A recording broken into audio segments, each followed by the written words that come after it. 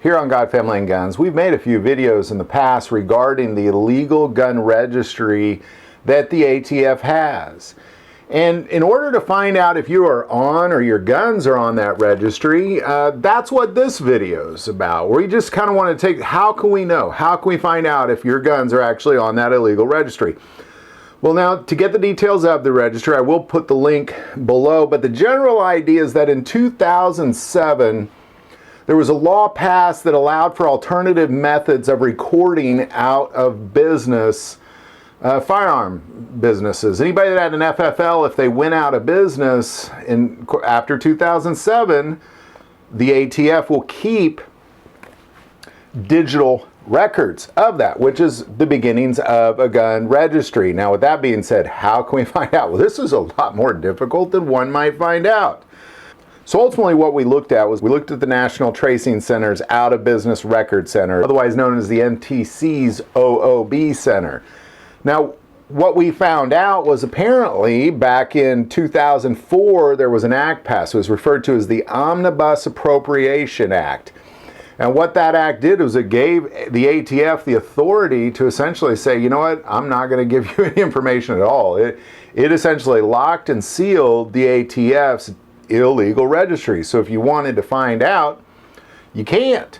Now, well, you can, but they're not going to tell you if you're on it. Now, what I'm also going to do is I'm going to put a link to all that information. I think it's very important we still reach out to the ATF. I mean, they need to know we're on to them, because a lot of people, I haven't seen a lot of people reporting on this, especially since it's been around since 2004 and been restricted. Well, it's been around since 2007, but restricted since 2004, even prior to it. It was almost as if there was efforts to restrict something before there was even something to restrict. It was almost like there were laws passed in 2004 to allow the ATF to hide something that hadn't even been created till 2007. So there's clearly a path of a plan to create a gun registry that I believe began back in 2004. Now, I am going to put the link again to the National Training Center's Out of Business Record Center below. Reach out to them, let them know we're on them. But in order to truly know, like, how can you know?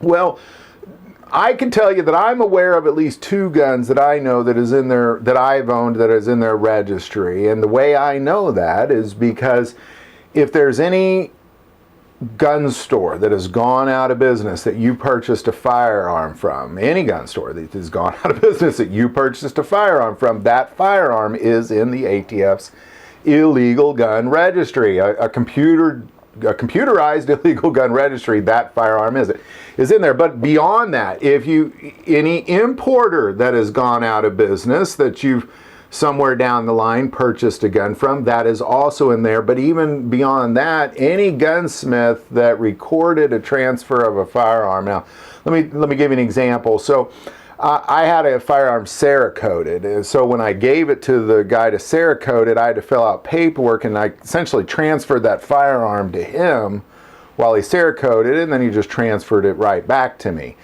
That's a common practice with gunsmithing. And with that being said, any gunsmith or anybody that has kept a paper record of a transfer of some sort of firearm with you, and they've gone out of business, that firearm is also in this illegal registry. So those are really the only ways but you can know for sure it's there. So for example, I did, the Cerakoting story is a real story that I have the experience of, unfortunately, having that firearm recorded in the ATF, as well as a shotgun that I purchased from an FFL that went out of business a few years ago. So if you have any other insight on this, I just wanted to create some dialogue on this for people to really start questioning the ATF. I think it's very important that we reach out to senators, congressmen, any sort of state representative, anybody that is aware, because again, the 2 that we're looking at is the Alternative Methods of Recording Act in 2007 and the Omnibus Appropriation Act in 2004.